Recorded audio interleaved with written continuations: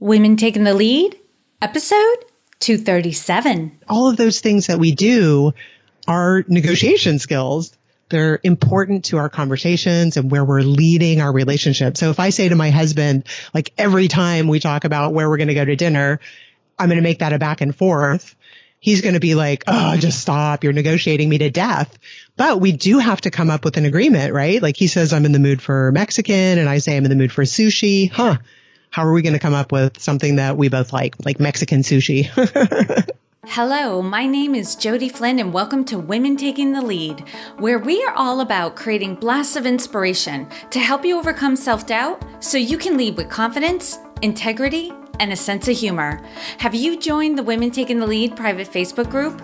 In this group, we are sharing our common experiences, asking questions, getting support, and cheering each other on as we take on new opportunities in life and in business. Go to womentakingthelEad.com/group and click on the green Join Group button. Now, your future awaits, so let's get started. Hello, everyone, and thank you for joining us today. I'm here with Melissa Hereford, who has been teaching people how to negotiate for over 22 years. Through her workshops, Melissa teaches women skills to get ahead and get along, to confidently ask for what you want without worrying that you'll be called bossy or too aggressive.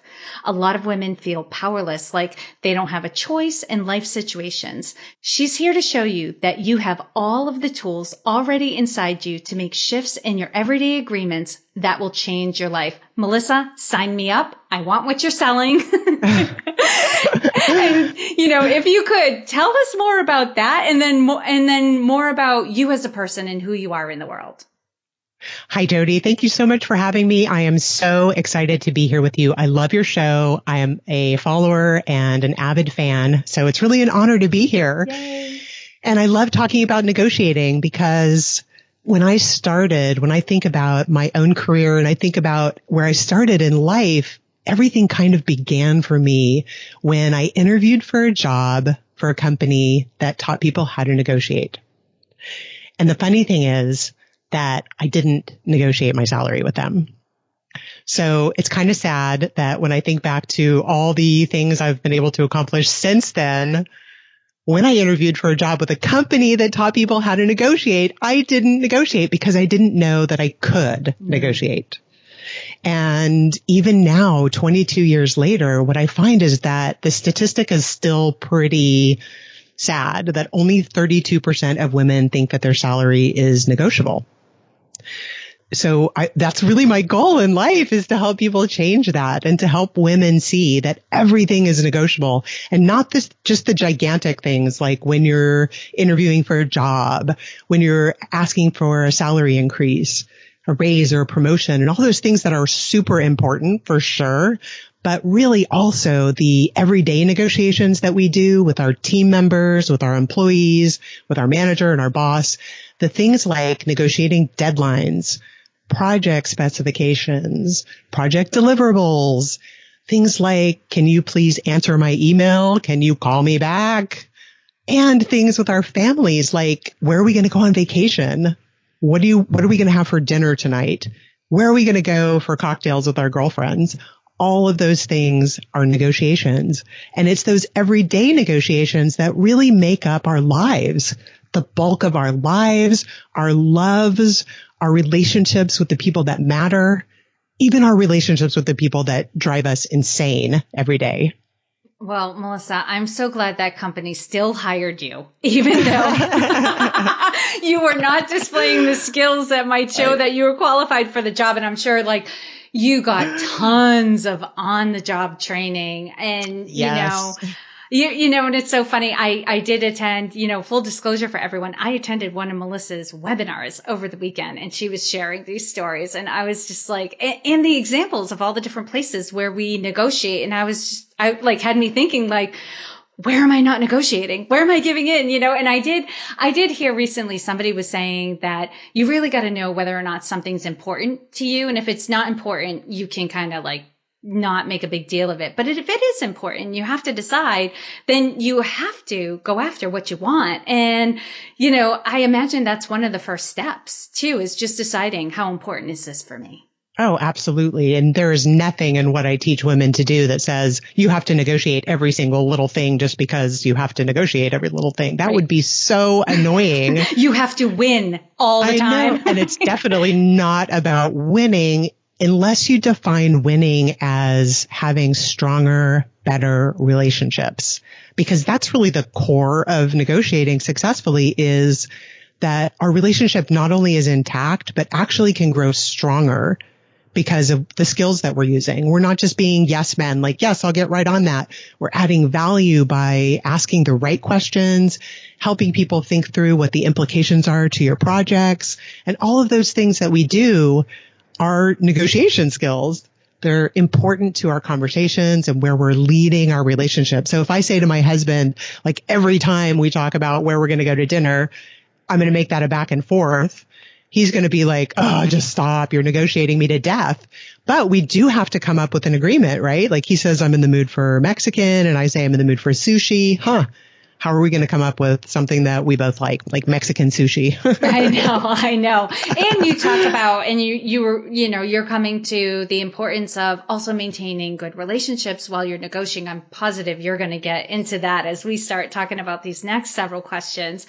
But where I want to take you now, and actually have you take us, is, that time in your life when you didn't feel confident. Right. And and it's interesting. You talked about getting this job. I don't know if this is the story it's going to be, but isn't it interesting? You were taking a job all about negotiating and didn't negotiate. I'm curious what was going on there, but this is your story to choose from. So pull from your kitty. Share with us a time in your life when you were playing small, and then share with us the lessons you've learned from it. Okay, well, I'm going to share a story that is really powerful to me, and it really shaped how I look back on this part of my career, because it was super painful. But I think that sharing it not only shows people that even after negotiating for so many years, when our mindset gets in the way, we sabotage ourselves. And so this happened. I was in a vice president role in a company, and I was very insecure in my place in the company because the company, my values weren't completely aligned with the company, and I didn't really understand at a human level what was going on. And I let that fear and my own insecurity get in the way of how I could have been so much more proactive in dealing with the dynamics of the company. So let me tell you what's going on. So I was in a division in this company that was really losing money. Like, we were hemorrhaging customers. 30% over the course of 6 months of our customers were leaving. And I was looking at our customers leaving, and I knew why they were leaving. But the dynamics on the management team that I was involved in, I felt too scared to speak up and share my insights. And I was playing really small because I was scared to speak up. And I wasn't going to just go in and complain. Like, that's not my style at all. I could have, looking back on that moment, spoken up and said, these are the reasons why our customers are leaving, and here are some ideas about how to move that forward. But I didn't do that. And I have to be honest and say, I really regret that moment in my career that I didn't speak out. I didn't challenge the status quo because I was afraid. I let my own fear of potentially losing my job and exposing myself to rejection get in the way of what I knew was right.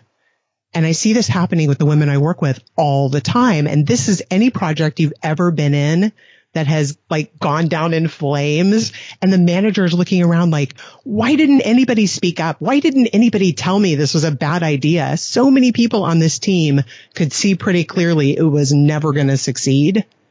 But there's a fear and a mindset that has to shift inside of us so that we can feel brave enough to share our thoughts. But there's also skills that go along with that. And how do we say it? What do we say, and how do we say it? So we're sharing our opinions that challenge the status quo, but do it in a way where we're still likable. Because honestly, as women in the corporate world, if we're not likable, our career will go nowhere fast. Right. And Melissa, how does one bridge that gap, right? You're sitting there, right? You're seeing things are like going to go off a cliff, right? But there is a real and present danger for you, although it's a perceived danger, like if I speak up right now and tell my boss this is a bad idea, or whatever person in authority, they're going to want to fire me. Right. So there's something in the relationship too that's present that has us believe that this person would fire me because, probably we don't get along at this point, or we don't have a tight relationship. There hasn't been that appreciation of feedback up until this point, I'm imagining is going on. How do you talk yourself through that so that you can speak up for the good of the company and for the good of the person, whose idea it is? How do you do that? Well, a really important part of speaking up against the status quo or sharing your idea that goes against the grain of what everybody else is saying are allies and your relationships. And this is why I regret not saying anything, because I had really strong relationships in this company. I had really strong allies. And I should have gone to them. And this is what we talk about, building strong relationships, and built up a network of allies to say, hey, here's what I see going on. And then ask them good questions, get curious about what they think is going on. And what you're doing is building this network of support. So when I go to my boss then and say, hey, I see this happening and I've talked to all these other people and I've come up with some ideas about how we can move forward that I'd love to share with you. And I definitely could have done that for sure. And that is a really, really important skill. And it is a negotiation skill around building an allies and a network of support so that you can make your voice heard. So I'll give you another example. A woman that I was working with, she made a presentation to the board, the management team at her company. And it was really radical. Like, she was proposing this whole health and wellness program because everybody was stressed out and burnt out and people were taking sick leave. And it was a really unhealthy culture. And she was like, I have the answer to this. I'm going to go in. I'm going to make this presentation. Everybody's going to fall in love with it. And they're going to be off the charts excited to roll this out. So she went in, she made her presentation, and it was like silence in the room, right? There's nobody speaking up to say, this is a great idea. And she came out of that meeting so crestfallen. Like, how could they not jump at the opportunity to do this? I'm giving them this great gift. And she didn't build any allies before she went in. So what she should have done is gone to every person, or at least a majority of people in the room, and talked to them first and said, here's what I'm thinking. What do you think? Get their ideas, get their feedback. And then when you're in the room with all those people and you're presenting an idea that's radical or revolutionary, you have allies already built in who are going to stand up for you and say, like, yeah, I thought that was a good idea, or that's an interesting approach. Let's talk more about that, because you prepared them. They're not caught off guard. Right. Two things stood out for me in each of, one for each of the examples, and it had to do with where and when you share this information. So in the first example, I thought it's brilliant to suggest that you obviously get the allies. That's key in both stories, but then you present the new idea or the problem with the original idea privately, not publicly. So the other person is called out in front of a group. But then on the flip side, if you're the one who's going to be presenting an idea, have those one-on-one meetings ahead of time to just get some initial feedback on whether or not people are on board with this idea. And you can address their concerns ahead of time so that they are in full support by the time you are now, publicly putting your idea out there. Exactly. And if they have their stamp of their ideas and their stamp of approval, so to speak, before you go into the meeting, then they feel like they have buy-in, they have skin in the game. And I find that men are really, for some reason, they're really intuitively good at this. And the women that I work with are just, they don't really realize that it needs to happen. It's not a like to have, it's a must have, really. Mm-hmm. Yeah, it's just learning new strategies and skills to kind of play the game a little bit differently. Not to demean what's happening. Like, this is just a board game, but like, it's the same approach. Like, you play a new game and you watch what other people are doing. You learn what works, what doesn't work. And then you just do that. That's life. Exactly. If you were learning to do presentations, you would learn PowerPoint, right? Right. If you were learning to put together the numbers, you would learn Excel. And these are skills that you can learn. There's nothing disingenuous about having better conversations with people. In fact, it's it's fun, really. I mean, it's fun to go in and say, hey, I have this idea. What do you think? And have an interesting, provocative conversation with someone. And you're also building a stronger relationship at the same time because they feel valued. They feel like they're getting to share their insights as well. And that's building up your relationship. I was just thinking that same thing. People get so flattered that you came to them and wanted their opinion ahead of time. Right, right. And Melissa, this really does speak to leadership style. So I'm excited we're going in this direction too. Because, it's really important for us to get that we're all different. We have different strengths, personalities, experiences, and all of those things blend into our leadership style. So it's really important that we honor what our authentic leadership style is. So how would you describe your leadership style? So this is a really interesting question, and I've been thinking a lot about it because when I started as a manager like 100 million years ago, I built up a team from scratch. And I hired people that I liked. Was my team super diverse? Not in personality style, because I hired mostly people who were like me. So that made leadership easy for me because I was very into let me just give you the project and you go do it and I won't micromanage you. And then when my team got bigger and bigger and I started hiring people who weren't so much like me, I was challenged as a leader to look at the individual and figure out what motivates this person, what are the strengths of this person, and how do I help them act and live in their daily lives from their strengths. And that was a very challenging shift. And I think it's something that a lot of companies will promote you into a management position and not teach you how to be a good manager. Mm-hmm. And I saw this happen over and over and over, and especially in sales organizations. A company would say, you're an amazing salesperson. We're going to make you into a manager. And just because you do a job really well does not mean that you're going to manage people really well. And I had to really look at my skills and say, okay, how can I be the best manager for this person? Because my number one job is not necessarily being an individual contributor anymore. My number one job is to make sure that you are an awesome individual contributor. And the thing that shifted my mindset the most was when I went through the Gallup StrengthsFinders tool. Mm-hmm. And I saw, oh my God, I am so different from this other person. And what can I do to make sure that they are really performing their best work by giving them responsibilities that feed into their strengths? So as a manager now, I have a small team at Negotiate with Confidence, which is my business. And I talk to my team all the time about their strengths. So are the responsibilities that you're doing right now, are they things that fulfill you, that excite you, that you feel good about doing, that they challenge you? And if you feel really horrible about something I'm asking you to do, you may still have to do it for a period of time, but let's recognize that that's something we want to find somebody else to do.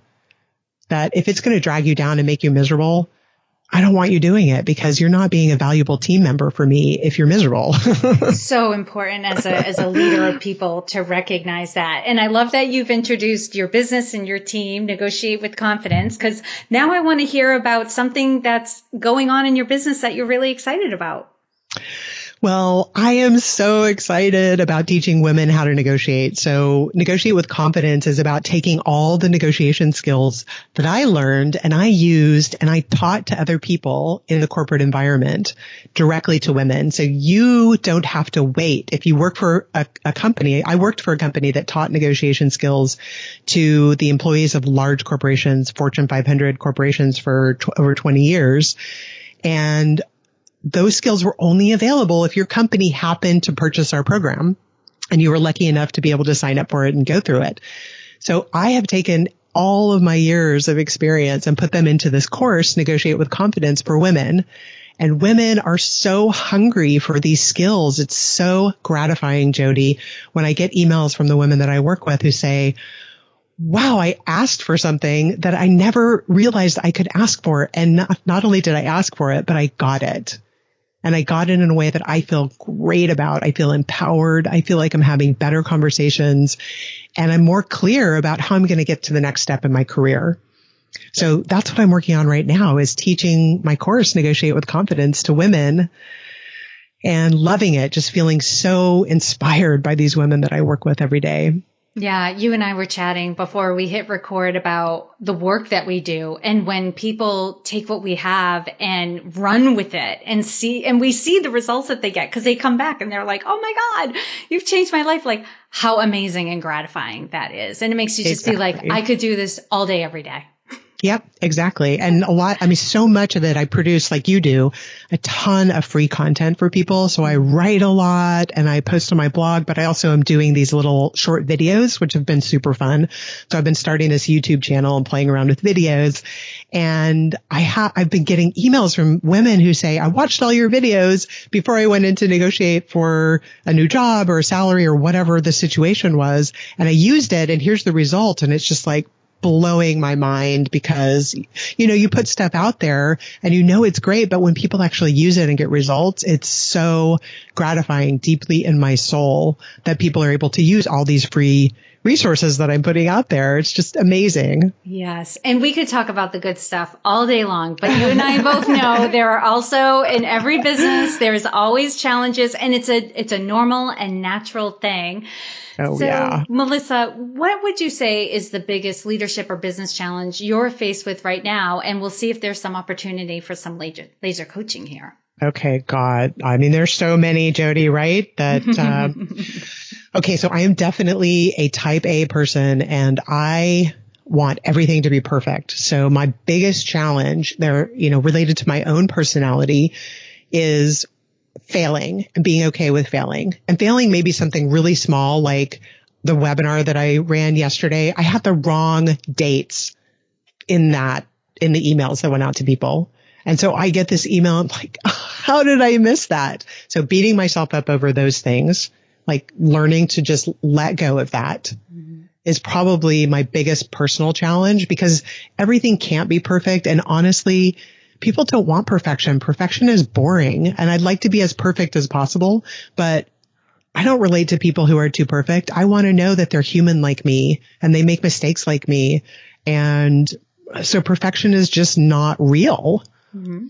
And I know that, but I still really beat myself up over it. Right. Okay. So I was just going to say, I'm like, okay, so logically you've already talked yourself through this and it's okay not to be perfect and actually better if I'm not, but I still have this mad desire for perfection. So what's going on there? I am just a very, very competitive person with myself. So interestingly, when I did that Strengths Finder, a couple of years ago, competition is the last thing on my strengths. So it's number 34.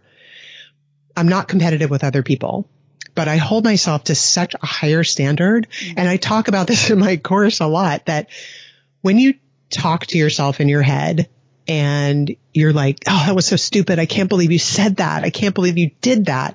I would never talk to you like that. If you made a mistake, Jody, I would be like, really, it doesn't matter. Nobody noticed. Stop beating yourself up over this. But why am I willing to beat myself up when I wouldn't do that to a friend? Right. And, we could absolutely go into what are the costs of this, right? The exhaustion, the anxiety, all this. I have a feeling you already know the cost of the perfectionism. You're not completely happy. You can't be satisfied with your own work. And it's stealing your joy in your business. Like overall, you're happy with your business, but there's a good amount of time that you spend in your business where you are not joyful because you're so busy beating yourself up.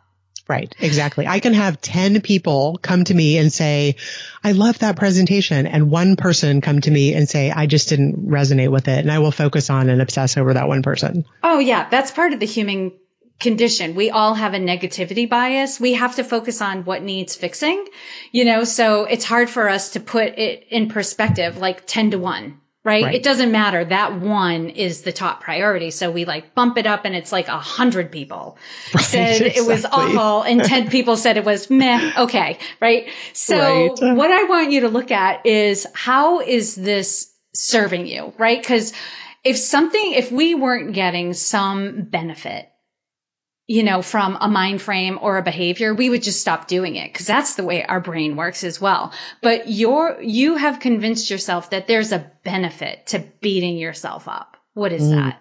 Oh, God. I don't know. I'm going to have to think about that. What could the benefit be? Do you have an example of what a benefit might be? Oh, yeah. Well, for me and what's common for my clients is the benefit of beating ourselves up is we know that we'll keep pushing ourselves. Like we're motivating ourselves with the stick. Right. Yeah. Instead of with the carrot. I hate sticks. Right. I always say you'll never find me running unless somebody's chasing me. Right. It's myself. And the other thing is we think if we beat the crap out of ourselves when we make a mistake, that we'll never make that mistake again. Right. So we're preempting the next mistake by beating ourselves up about it. But the reality is, like, there are some mistakes that they're just harmless mistakes. They're typos. They happen, that sort of thing. And then there are some mistakes where they're so big, right? That you living through the mistake and the consequences and, cleaning it all up, there's no way you would ever make that mistake again. Like, think back on a time in your life where you knew you were making at the time you made a decision with the best of intentions. You were really hoping everything went well. And on the other side of things like it was like a bomb went off. Mm-hmm.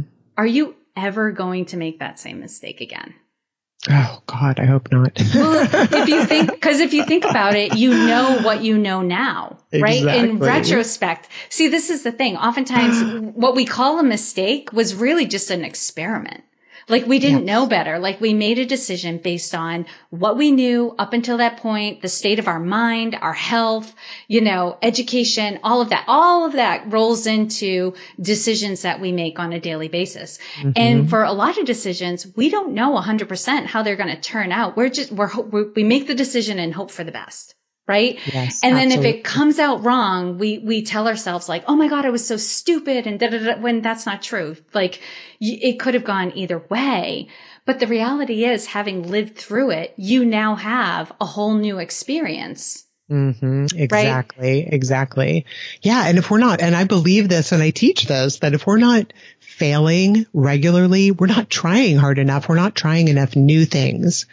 And we're not pushing ourselves hard enough. And I give myself that advice, but I still beat myself up over it. Mm-hmm. I am getting better thanks to people like you who are giving me such great insights. Mm-hmm. And the thing is like the best, what's required to remove ourselves from that old situation is we have to forgive ourselves. So what I often tell my clients is think about the person that made that mistake as a younger version of yourself. Right? It's not who you are anymore because now you have new experience. You're like in a different place in your life, a new mentality.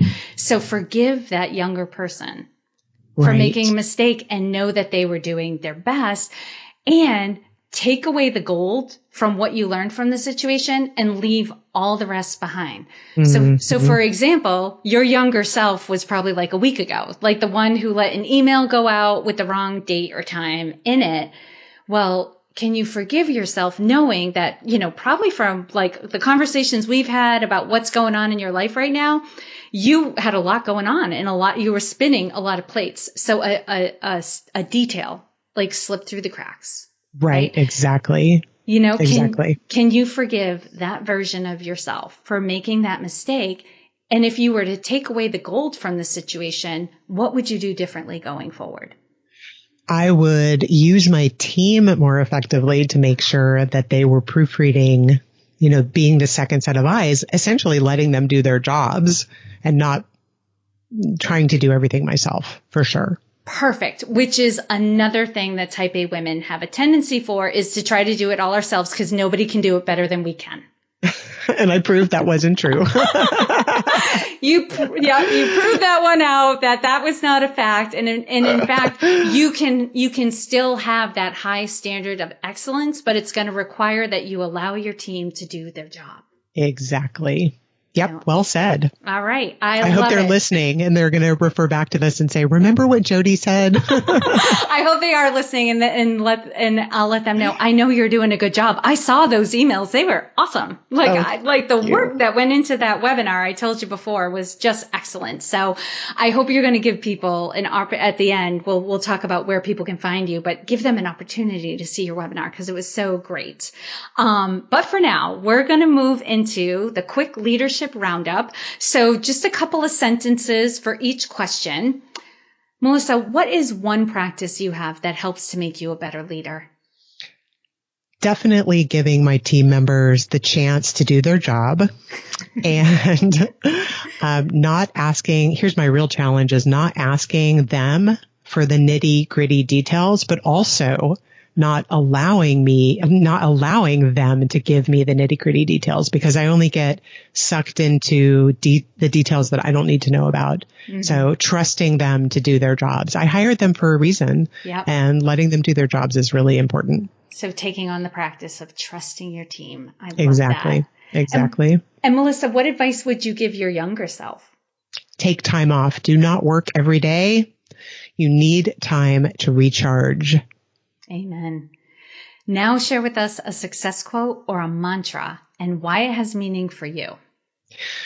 Okay, so I am a really big believer in failure, even though what you just heard me talk about was I'm such a believer in it because it's such a struggle for me. So I started off with a quote from FDR, which is essentially the only thing to fear is fear itself. But I thought FDR is like the least funny person on the planet. And so much of what I do is around fun and humor and bringing joy to our lives. So I had to look for something that captured this idea of failure in a funny way. So of course I found something from Tina Fey because I love her. She's hilarious. Oh my God, I love her. Yeah. So, okay. So ready? This is her quote about going for it. You can't be that kid standing at the top of the water slide, overthinking it. You have to go down the chute. I love that. And lastly, Melissa, what is the best way for this community to connect with you? My website, melissahereford.com. And it's spelled Hereford. It's on my website. You can get so many free resources. And if you want to get access to my webinars, make sure you sign up onto my email list or go to the Work With Me tab and sign up to get notified for the next time I'm going to run my Negotiate with Confidence course. I start a new session right now it's every 6 to 8 weeks. But you will be notified via email if you want to join free webinars. I do tons of free content on my website, free videos, free writing. And if you're on my email list, you'll get invited to all of those things. So I would welcome anyone who's interested in joining me on this amazing journey to sign up and let's get in contact. And it's good stuff. And for those of you who are listening, you can find all the links and resources that Melissa shared in this episode at womentakingthelead.com. If you put Melissa in the search bar, her name will come right up.